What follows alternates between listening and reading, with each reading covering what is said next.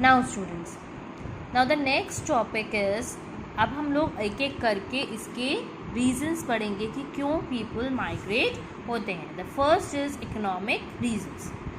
जब भी economic word आता है तो इकोनॉमिक का मतलब है कि हम मनी से रिलेटेड बात कर रहे हैं, ठीक है।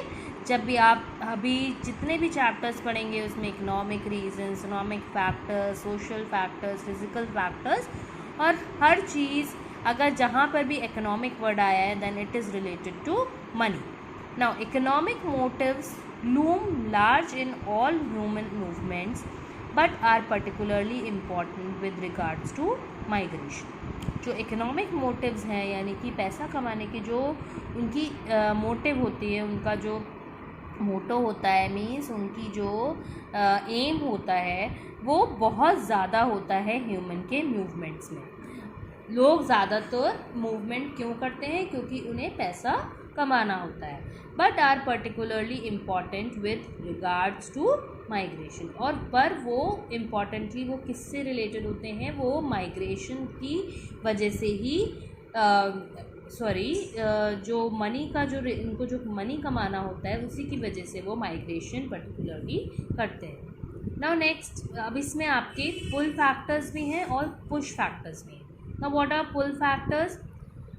Have more job opportunities. क्यों? क्योंकि उनको वहाँ पर क्या मिलती हैं? बहुत ज़्यादा। क्या पुल फैक्टर मतलब क्या उस जगह से क्या उनको फ़ायदा होता है? दैट हैव मोर, ज़्यादा से ज़्यादा जॉब अपॉर्चुनिटीज़ मिलती हैं। Acquire jobs aligned with interest, और उनको जो भी उनका इंटरेस्ट होता है उसके हिसाब से जॉब मिल जाती है।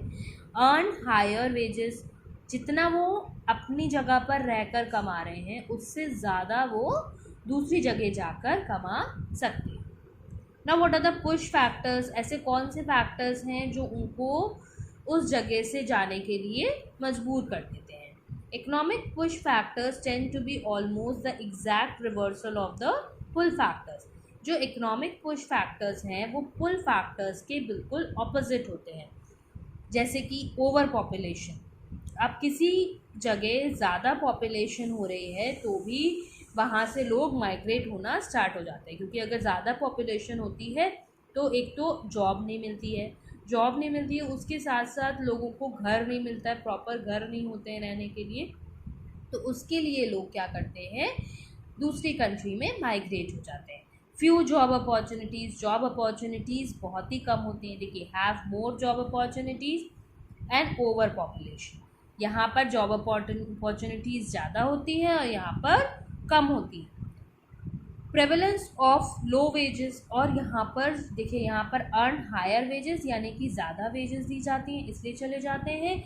और क्यों जाना पड़ता है? क्योंकि उनको जहाँ पर वो रह रहे हैं वहाँ पर उनको कम पैसा दिया जाता है, उनकी अर्निंग कम होती है। This lack of economic opportunities tend to push people to look for their future outside the area of their origin. और ये जो इकोनॉमिक अपॉर्चुनिटीज़ की जो कमी होती है वो ही tends to push people to look for their future outside the area of their origin, मतलब जिस जगह वो रह रहे हैं उस जगह से दूसरी जगह जाने को उनको मजबूर कर देता है। वो उनको क्या करता है? अपनी तरफ खींचता है, अपनी तरफ अट्रैक्ट करता है दूसरा कंट्री, क्योंकि वहाँ पर उनको ज़्यादा इकोनॉमिक अपॉर्चुनिटीज़ मिल जाती है। For example, the United States and Canada have been specially prominent destinations for migrants looking for jobs. और इसीलिए यूनाइटेड स्टेट्स और कनाडा आजकल अगर हम टुडेज जो हमारा प्रेजेंट टाइम है उसमें देखेंगे तो यूनाइटेड स्टेट्स और जो कनाडा है वो बहुत ही वहाँ की जो डेस्टिनेशंस हैं वो बहुत ही प्रोमिनेंट है फॉर माइग्रेंट्स क्योंकि यहाँ पर लोगों को बहुत ज़्यादा जॉब प्रोवाइड की जाती हैं, वहाँ की जॉब अपॉर्चुनिटीज़ बहुत अच्छी दी जाती हैं लोगों को, इसलिए ज़्यादातर लोग वहीं पर माइग्रेट होकर जाते हैं। Forced migration has also been used for economic gain, or such as approximately 12 million men, women and children who were forcibly carried as slaves to the Americas between 16th and 18th century.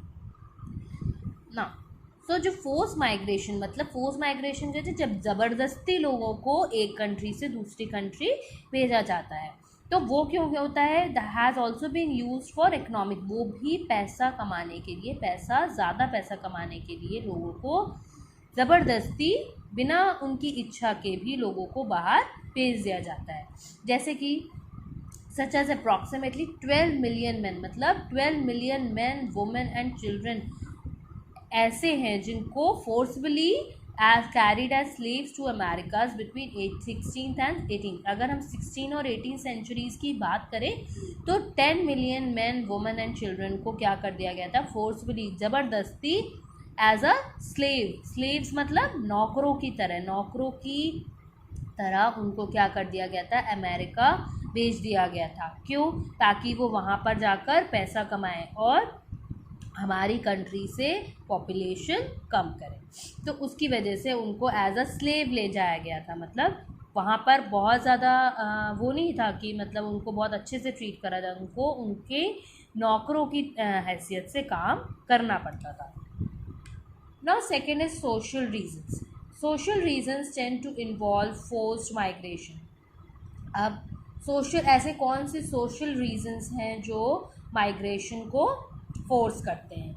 First is pull factors. Pull factors क्या है? Religious tolerance, मतलब अगर जिस जगह जो कोई रह रहा है तो वहाँ से पुल फैक्टर्स क्या होंगे कि रिलीजियस टॉलरेंस, मतलब वहाँ पर जहाँ उन्हें जाना है वहाँ के क्या चीज़ उन्हें अट्रैक्ट करती है कि वहाँ पर जितने भी लोग रह रहे हैं उनके रिलीजन को क्या किया जाता है? रेस्पेक्ट किया जाता है. और हर एक रिलीजन की अपनी एक डिग्निटी होती है, इसलिए लोग वहाँ पर जाना पसंद करते हैं. पुश फैक्टर्स, ऐसे क्या फैक्टर्स हैं जिनकी वजह से लोगों को माइग्रेट होना पड़ता है? Intolerance towards a certain cultural group. देखिए यहाँ टॉलरेंस है तो यहाँ पर इसका ऑपोजिट इनटॉलरेंस टुवर्ड्स सर्टेन कुछ ऐसे कल्चरल ग्रुप हैं जहाँ पर लोगों को, जो ऐसे ग्रुप हैं जहाँ पर लोगों वो चीज़ इनटॉलरेबल हो जाती है. मतलब कि जैसे अभी भी बहुत सारी ऐसी हमारी इंडिया में ऐसी बहुत सारी प्लेसेस हैं जहाँ पर जातिवाद को लेकर बहुत ज़्यादा भेदभाव किया जाता है. जातिवाद मतलब कि अगर किसी की कास्ट छोटी है तो उसको अलग तरीके से ट्रीट करेंगे, कोई दूसरी उसका है, दूसरी रिलीजन का है तो एक रिलीजन वाला दूसरे रिलीजन को क्या करेगा? अच्छे से ट्रीट नहीं करेगा. तो ये सारी चीज़ें तो इनटॉलरेंस हो जाती हैं, मतलब कि टॉलरेबल नहीं होते हैं, यानी कि उनको लोग सहन नहीं कर पाते हैं, जिसकी वजह से लोग दूसरी कंट्री में जाना पसंद करते हैं.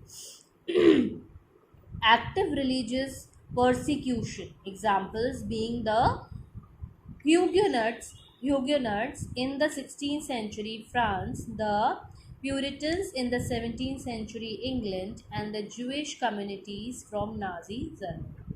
Okay, एक एग्जाम्पल है 16th और 17th सेंचुरी में जो फ्रांस के लोग थे उसमें क्या हुआ था? लोगों को कुछ एक प्रजाति होती है ह्यूगेनॉट्स को क्या करा गया था?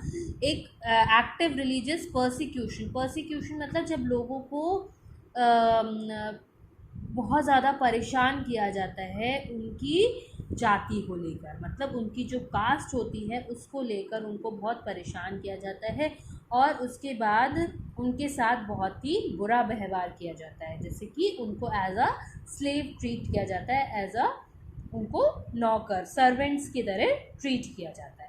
तो उसकी वजह से लोगों को क्या कर दिया जाता है? लोगों का क्या मन होता है कि हम उस कंट्री को छोड़कर ही चले जाते हैं, वो ज़्यादा बेटर है, ताकि हमको दूसरी कंट्री में जाकर थोड़ी इज्जत तो मिलेगी. इसकी वजह से लोग एक जगह से दूसरी जगह माइग्रेट कर जाते हैं.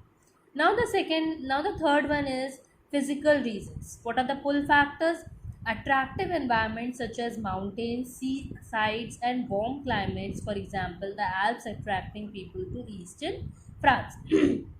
क्या पुल फैक्टर्स होते हैं? अट्रैक्टिव एनवायरनमेंट, बहुत सी ऐसी कंट्रीज़ होती हैं जहाँ के जो एनवायरनमेंट होता है बहुत ही अट्रैक्टिव होता है, मतलब वहाँ का मौसम बहुत अच्छा होता है, जैसे कि माउंटेन्स हैं, वहाँ का क्लाइमेट बहुत अच्छा है, वार्म क्लाइमेट है, माउंटेन्स अच्छे हैं, सी साइड्स हैं बहुत सारी, मतलब सी के आसपास वाले एरियाज़ बहुत अच्छे हैं। तो ऐसे भी जब एरियाज़ होते हैं वो भी लोगों को बहुत अट्रैक्ट करते हैं। अब जैसे कि बहुत से लोग बहुत अच्छे अच्छे माउंटेन एरियाज़ पे जाना पसंद करते हैं, कुछ लोगों को माउंटेन एरियाज़ अच्छे लगते हैं तो वो वहाँ पर जाकर शिफ्ट हो जाते हैं।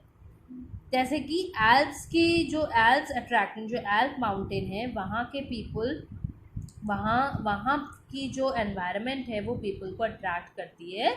तो कौन से पीपल को? ईस्टर्न फ्रांस के जो ईस्टर्न पीपल है, वहाँ ईस्ट फ्रांस के जो पीपल है वहाँ पर ज़्यादातर जाना पसंद करते हैं। Now what are the push factors? Natural disasters, for example, 6 million people fled Mozambique as a result of famine, civil war and flooding. Natural disasters मतलब जब किसी जगह पे बहुत ज़्यादा नेचुरल डिज़ास्टर्स होते ही रहते हैं। अब जैसे कि अगर अब आप देखेंगे कि जो सदर्न एरियाज़ हैं, जो कोस्टल एरियाज़ हैं, वहाँ पर तूफ़ान आते ही रहते हैं, ठीक है। अभी हम 2-3 साल से देख रहे हैं कि लगातार वहाँ पर क्या हो रहे हैं, तूफ़ान आ रहे हैं। तो ऐसी जगह जहाँ अब जब तूफ़ान आएगा तो फ्लड आएगा तो लोगों के पास खाना नहीं होगा, घर नहीं होंगे। तो जब लोग ऐसी जगह जाना पसंद करेंगे जहाँ पर ऐसे डिज़ास्टर्स कम आते हैं। तो जैसे कि अगर हमको पता है कि बहुत ज़्यादा फ्लड आता है किसी एरिया में, सपोज़ आसाम ऐसा एरिया है जहाँ पर बहुत ज़्यादा फ्लड्स आते हैं, तो लोग वहाँ से माइग्रेट होकर अपनी दूसरी स्टेट्स में रहना पसंद करते हैं, क्योंकि वहाँ पर उनकी लाइफ अच्छे से रहती, ठीक है। Okay students, now these are the reasons, 3 reasons which we have discuss today. अब हम लोग कल क्लास में पढ़ेंगे types of migration. Okay class, thank you.